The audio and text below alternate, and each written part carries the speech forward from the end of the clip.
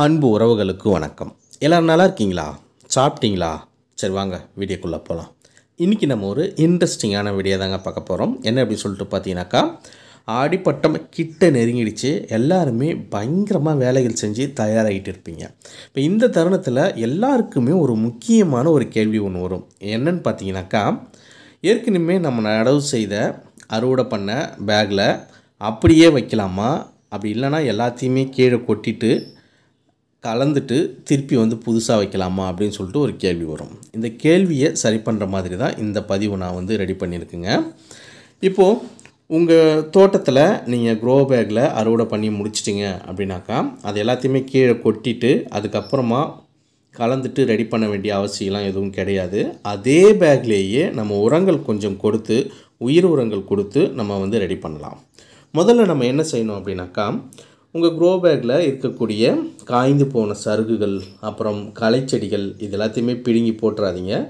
இதுலேயும் சத்துக்கள் இருக்குது. இது எல்லாத்தையுமே அதிலே போடுங்க. முக்கியமாக இதில் கவனிக்க வேண்டியது என்னென்னு பார்த்தீங்கன்னாக்கா, அந்த சருகுகள், அந்த களைச்செடிகளில் பூச்சிகள் இருக்கும், நோய் தாக்குதல் இருக்கும். அப்படி இருந்ததுனாக்கா கண்டிப்பாக அதை பிடுங்கி நீங்கள் தூரம் தான் போடணும். ஏன் அப்படின்னாக்கா, திருப்பியும் நம்ம செடிகள் வளர்க்கும்போது அதிலிருந்து வர்றதுக்கு வாய்ப்புகள் வந்து நிறையா இருக்குது. ஓகே, முடிஞ்ச வரை அடியில் நல்லா கிளறி எடுத்துக்கங்க.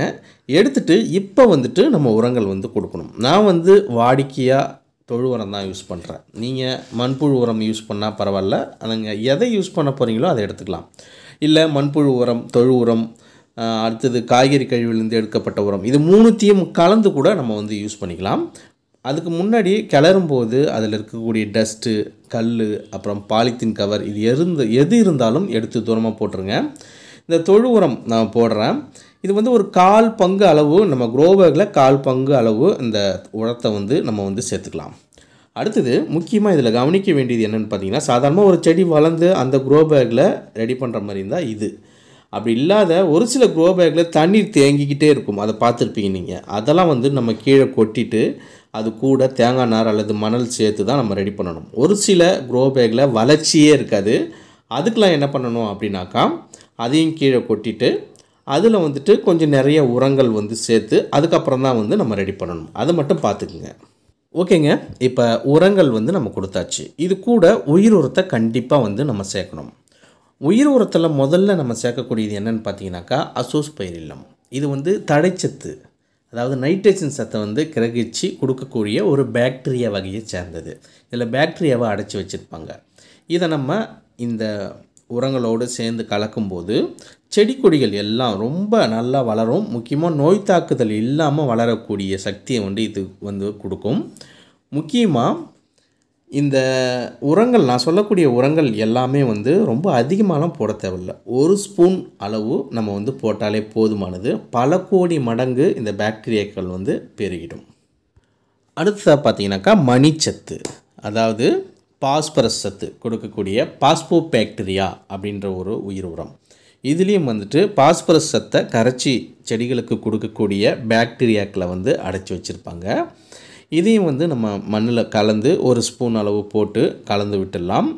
இது என்ன பண்ணோம் அப்படின்னாக்கா, செடி கொடிகள் நல்லா வளர்ந்து அதிலிருந்து காய்கள், பூக்கள் இதெல்லாமே வந்து நிறைய கிடைக்கிற மாதிரி பார்த்துக்கும். அதே போல் காய்கள், பூக்கள் எல்லாமே வந்து பெருசாக வர்றதுக்கு இந்த பாஸ்போபாக்டீரியா உரம் வந்து ரொம்பவே வந்து யூஸ்ஃபுல்லாக இருக்கும். அடுத்ததாக பார்த்தீங்கன்னாக்கா, பொட்டாஷ் பாக்டீரியா, அதாவது சாம்பல் சத்து. இந்த சாம்பல் சத்தை கிரகிச்சு கொடுக்கக்கூடிய பாக்டீரியா வகைகளை வந்து இதில் அடைச்சி வச்சுருப்பாங்க. இதை நம்ம கலந்துக்கிட்டோம் அப்படின்னாக்கா, இது என்ன செய்யும் அப்படின்னாக்கா, உங்களுக்கு காய்கள், பூக்கள்லாம் பெருசாக திரட்சியாக வர ஆரம்பிக்கும். அதுவும் இல்லாமல் வேர் வளர்ச்சிக்கு ரொம்பவே யூஸ்ஃபுல்லாக இருக்கும். முக்கியமாக காலநிலை மாற்றம், வறட்சி, வெயில், இது எல்லாத்தையுமே தாங்கி வளரக்கூடிய சக்தியை வந்துட்டு இது வந்து கொடுக்கும். அடுத்தது பார்த்தீங்கன்னாக்கா, சூடோமோனஸ். இதுவும் வந்து ஒரு பாக்டீரியா வகையை சேர்ந்தது தான். இது என்ன பண்ணோம் அப்படின்னாக்கா, மண்ணுக்கு அடியில் வரக்கூடிய பிரச்சனைகள், வேர் சம்பந்தமான பிரச்சனைகள், அடுத்தது நுனிக்கருகள்லாம் வருது பார்த்திங்களா, இது எல்லாத்தையுமே வந்து சரி பண்ணக்கூடிய ஒரு பாக்டீரியா வகையை சேர்ந்தது தான். இது மற்ற உரங்கள்லாம் இருக்குது பார்த்திங்களா, அது மண்கலவை ரெடி பண்ணிவிட்டு கூட நம்ம கொடுக்கலாம். ஆனால் இதெல்லாம் வந்து மண்கலவை ரெடி பண்ணும்போதே கொடுக்கக்கூடிய உயிர் உரம், அதாவது சூடோமோனஸ், அடுத்து வரக்கூடிய ட்ரைகோட்ரமா விரிடி. இப்போ நீங்கள் பார்த்துட்டு இருக்கிறது வந்து ட்ரைகோட்ரோமா விரிடி. இது ஒரு பூஞ்சை வகையை சேர்ந்தது. வேரில் வரக்கூடிய வேரழுகல் நோயை வந்து சரி பண்ணும். வேரில் வரக்கூடிய தேவையில்லாத பூஞ்சைகளை வந்துட்டு இது சாப்பிடும். இது வந்து நம்ம மண்ணிலேயே வந்து கலக்கணும். நான் சொல்லக்கூடிய உயிரினங்கள் எல்லாமே வந்து ஒரு ஸ்பூன் அளவு கொடுத்தா போதும். இந்த உயிரினங்கள் எல்லாமே வந்து பவுடர் வடிவிலும் கிடைக்குது, லிக்விட் வடிவிலும் கிடைக்குது. உங்களுக்கு எது கிடைக்குதோ அதை வாங்கி நீங்கள் மண்ணில் வந்து கலந்து விட்டாலே போதும். அதுக்கப்புறமா நம்ம பார்க்கக்கூடியது போன் மீல். இது வந்து பாஸ்பரஸ் சத்து, மணிச்சத்து கொடுக்கக்கூடியது. விலங்குகளுடைய எலும்பு துகள்கள், மீன் முள் இதிலேருந்து தயாரிக்கக்கூடியது. நீங்கள் வெஜிடேரியன், நான்வெஜ்லாம் நான் யூஸ் பண்ண மாட்டேன் அப்படின்னாக்கா அதுக்கும் வழி இருக்குது. அதுக்கு பதிலாக நம்ம ராக் பாஸ்பேட் அப்படின்னு சொல்லிட்டு ஒரு உரம் இருக்குது. பாறையிலேருந்து வெட்டி எடுக்கக்கூடியது.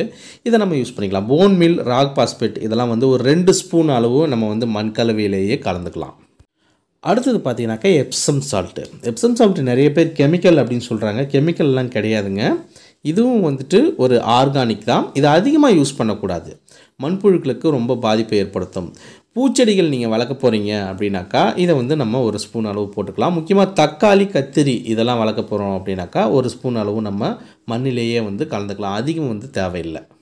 அடுத்ததாக பார்த்தீங்க அப்படின்னா ரொம்ப முக்கியமானது வேப்பம் புண்ணாக்கு. ஒரு க்ரோ பேக்லேயும் 1 கைப்பிடி அளவு நம்ம வந்து போட்டுக்கணுங்க. இது என்ன பண்ணுது அப்படின்னாக்கா இதுலேயும் நைட்ரஜன், பாஸ்பரஸ், பொட்டாசியம் இப்படின்னு சொல்லிட்டு சத்துக்கள் இருக்குது.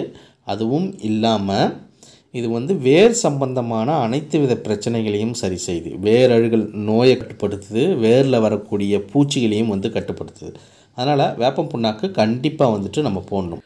முக்கியமாக மண்கலவையிலேயே இந்த வேப்பம் புண்ணாக்கை நம்ம கலக்கிறதுனால வேரில் வரக்கூடிய நோய்கள், வேரழுகல் நோயை வந்து சரி பண்ணுது. அடுத்தது வேரில் வரக்கூடிய பூச்சிகளை சரி பண்ணுது. நம்ம நோய் பூச்சிகள் வந்ததுக்கப்புறம் இந்த வேப்பம் புண்ணாக்கை போட்டு அது வந்து வேலை செய்கிறதுக்கே கிட்டத்தட்ட ஒரு 40 நாட்களுக்கு மேலே ஆகிடும். அதனால் முன்னாடியே நம்ம மண்கலவையிலேயே போட்டுட்டோம் அப்படின்னாக்கா அது தரமான மண்கலவையாக ரெடி ஆகிடுங்க. அதுக்கப்புறம் அதில் நீங்கள் செடி வச்சிங்க அப்படின்னாக்கா ஃபெயிலியரே ஆகாது. எல்லா சத்துக்களையுமே நம்ம உள்ளடக்கி இந்த மண்கலவை ஒரு செறிவூட்டப்பட்ட மண்கலவை. இந்த மண்கலவையில் நீங்கள் செடி வச்சிங்க அப்படின்னாக்கா காய்கள் எல்லாமே காய்ச்சிக்கிட்டே இருக்கும். நோய் தாக்குதல் எதுவுமே வந்துட்டு வராது. அதுக்கப்புறம் உரங்கள் எதுவுமே நீங்கள் கொடுக்க தேவையில்லை. வீட்டில் இருக்குது பார்த்தீங்களா, காய்கறி கழுவுன தண்ணீர், அரிசி கழுவுன தண்ணீர், சாதம் வடித்த கஞ்சி, அதை மட்டும் நீங்கள் ஊற்றிட்டு வந்தாலே போதும். எப்பயாவது எதுலையாவது ப்ராப்ளம் வருது, சத்து குறைபாடாக இருக்குது அப்படின்னா மட்டும் நீங்கள் வந்துட்டு தொழு உரம் அல்லது மண்புழு உரத்தை வந்துட்டு 1 கைப்பிடி அளவு போட்டு நம்ம மண்ணை கிளறி விட்டு தண்ணீர் ஊற்றிட்டு வந்தாலே போதுமானது. ஓகேங்க, எல்லாத்தையுமே கலந்துட்டோம். இப்போ என்ன பண்ணணும் அப்படின்னாக்கா திருப்பியும் வந்துட்டு அடிபாகம் வரைக்கும் நம்ம கிளறி விடணும். அதுதான் ரொம்ப முக்கியமானது. நம்ம போட்ட உயிரினங்கள் எல்லா இடத்துலையுமே கலக்கிற மாதிரி பண்ணிட்டோம் அப்படின்னாக்கா அது ஒரு செறிவூட்டப்பட்ட மண்கலவையாக மாறிடும். நல்லா கிளறி விட்டுட்டு அதுக்கப்புறமா நம்ம தண்ணீர் வந்து ஊற்றணும். தண்ணீர் ஊற்றும் போது சும்மா தெளிச்சுலாம் விட்டுடக்கூடாதுங்க.